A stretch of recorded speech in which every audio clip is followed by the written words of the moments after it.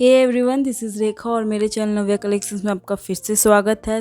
आज मैंने 4.5 metre diameter का एक सर्कल लिया है और से फैब्रिक पे रखकर इस सर्कल से थोड़ा बड़ा सर्कल मैं बना रही हूँ। ये मैं क्यों कर रही हूँ ये मैं आपको आगे जाकर बताऊँगी। और उसके बाद हम एक और सर्कल बनाएंगे इससे भी बड़ा फैब्रिक पर। ये बड़ा सर्कल जो है वो मैं इसे कट करूँगी जब मैं काम कर लूँगी फैब्रिक पर, तो इस सर्कल को मैं कट करूँगी। अब मैंने लिया है मिरर्स, छोटे छोटे मिरर्स, तो सेंटर पे मैं डॉट लगा रही हूँ ताकि ये बिल्कुल सेंटर में लगे मिरर। मैंने बीच में यूज़ किया है राउंड मिरर और साइड में मैं यूज़ कर रही हूँ ये डायमंड शेप का मिरर। तो मैं पहले से रख कर चेक कर ले रही हूँ कि सही जगह पे मैं लगा रही हूँ या नहीं, अदरवाइज़ गड़बड़ हो सकती है। इस तरीके से रख कर चेक कर लेना है और उसके बाद अब मैं इसे स्टिक करूँगी ग्लू से। ग्लू मैं यहाँ पर यूज़ कर रही हूँ फैब्रिक ग्लू। यहाँ पर मैंने सारे मिरर्स ऑलमोस्ट लगा लिए हैं। ये हो चुका है। अब मैं इसे ड्राई होने के लिए छोड़ दूँगी थोड़ी देर के लिए, और ये ड्राई हो चुका है। और अब हम करेंगे चेन स्टिचिंग। चेन स्टिचिंग बहुत ही बेसिक सा एक स्टिच होता है। अगर आपको इसका डिटेल वीडियो देखना है तो यूट्यूब पे बहुत सारे वीडियोस मिल जाएंगे। यहाँ पर जो मैंने थ्रेड यूज़ कर रही हूँ वो है नॉर्मल स्विंग थ्रेड, जिसे मैंने 4 टाइम्स कर लिया है। आप चाहो तो एंकर थ्रेड यूज़ कर सकते हो, बट मैंने यहाँ पर एंकर थ्रेड यूज़ नहीं किया है। इसके 2 रीज़न्स है। पहला तो मुझे उसका थिकनेस थोड़ा ज़्यादा लगा, मतलब मुझे उतना थिक नहीं चाहिए था, उससे थोड़ा कम थिक चाहिए था। और दूसरा रीज़न कि मुझे जो कलर्स चाहिए थे वो मेरे पास अवेलेबल नहीं थे, जो कि मुझे नॉर्मल स्विंग थ्रेड में ईज़िली मिल गया। इसलिए मैंने यहाँ पर नॉर्मल स्विंग थ्रेड लिया है और ये भी बहुत अच्छा लग रहा है, बल्कि उससे भी ज़्यादा अच्छा लग रहा है। यहाँ पर मैं चेन स्टिच कर रही हूँ सर्कल के चारों तरफ, और उसी तरह से मैं डायमंड शेप के मिरर के भी चारों तरफ कर लूँगी। मैं यहाँ पर 2 कलर के थ्रेड का यूज़ करने वाली हूँ। दोनों ही पिंक शेड्स में हैं, बट अलग अलग शेड है। मुझे उतना पिंक में शेड्स का नाम नहीं मालूम, तो बस समझ लीजिए कि 2 कलर मैंने यूज़ किए हैं पिंक के। मेरा सर्कल ऑलमोस्ट हो चुका है और अब मैं इसी थ्रेड को कंटिन्यू करते हुए रोम्बस की तरफ जाऊँगी।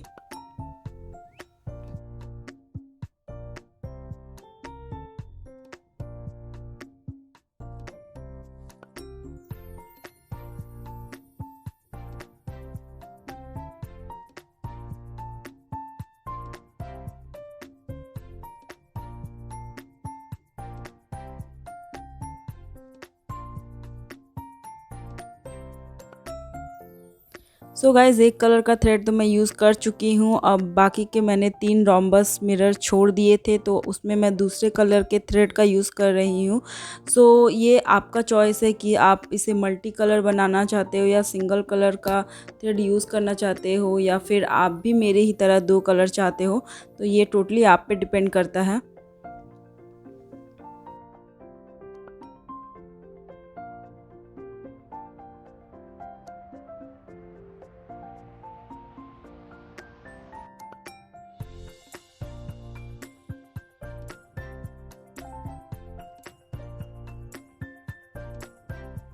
ये मेरा थ्रेड वर्क कंप्लीट हो चुका है और अब जो मैंने बड़ा सर्कल बनाया था उसे मैं कट कर लूँगी और कार्डबोर्ड से स्टिक करूँगी। तो आज कुछ अलग है क्योंकि आज मैंने कॉटन फैब्रिक नहीं लिया है।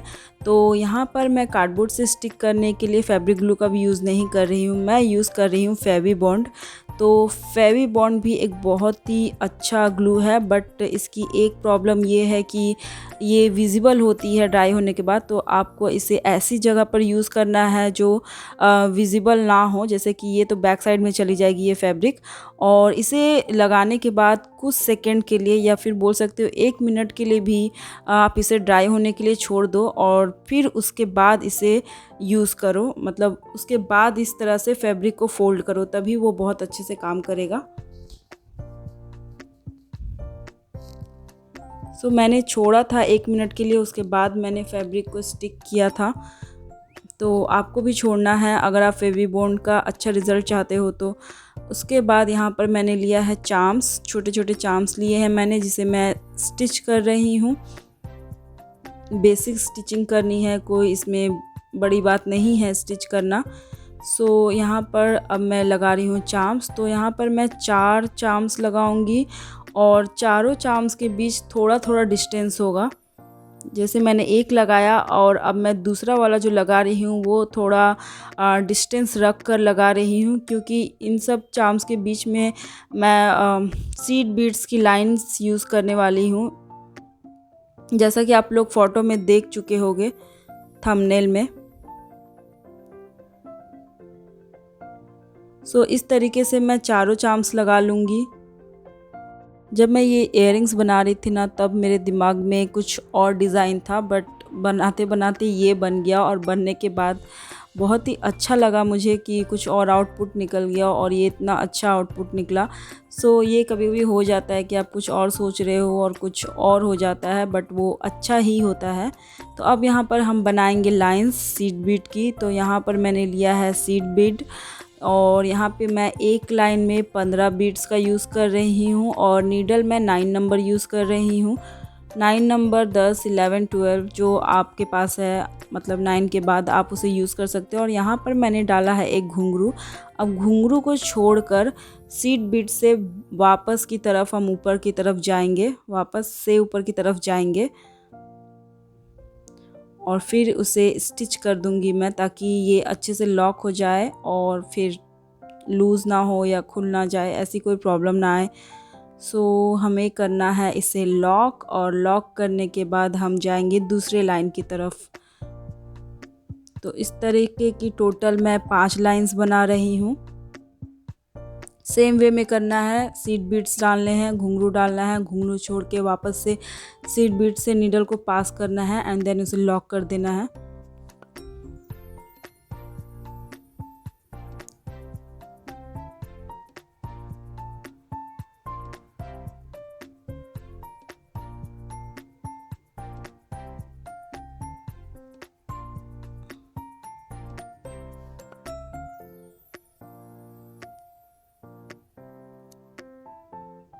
सो ये हमारा हो चुका है और अब मैं सेम थ्रेड से कंटिन्यू करते हुए ये स्टड लगा रही हूँ। सो स्टड या फिर बोल सकते हो टॉप्स, जो भी आप बोलते हो अपने लैंग्वेज में। सो यहाँ पर मैं इसे भी स्टिच कर लूँगी, और अगर आप स्टिच नहीं करना चाहते तो जंपरिंग का यूज़ कर सकते हो, बट यू कैन सी कि मैंने इस पूरे प्रोसेस में जंपरिंग का यूज़ पूरी तरीके से अवॉइड किया है। सो इसलिए मैं स्टड को भी स्टिच करके ही जॉइन कर रही हूँ।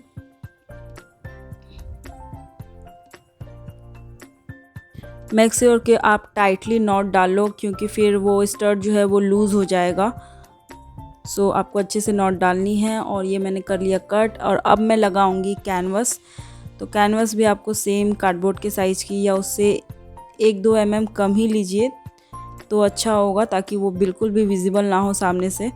सो यहाँ पर मैंने लगाया है कैनवस, और कैनवस लगाने के बाद बस एक लास्ट स्टेप बचा है, वो है बीड्स से स्टिक करने का। तो यहाँ पर जो है मैं चारों तरफ बीड्स को चिपकाऊंगी, और यहाँ पर जो मैंने बीड लिया है वो है शुगर बीड्स। वो सीड बीड से थोड़ी बड़ी होती है, तो इस तरीके से आप हाथ से भी कर सकते हो, अगर आप चाहो तो नीडल का भी यूज़ कर सकते हो।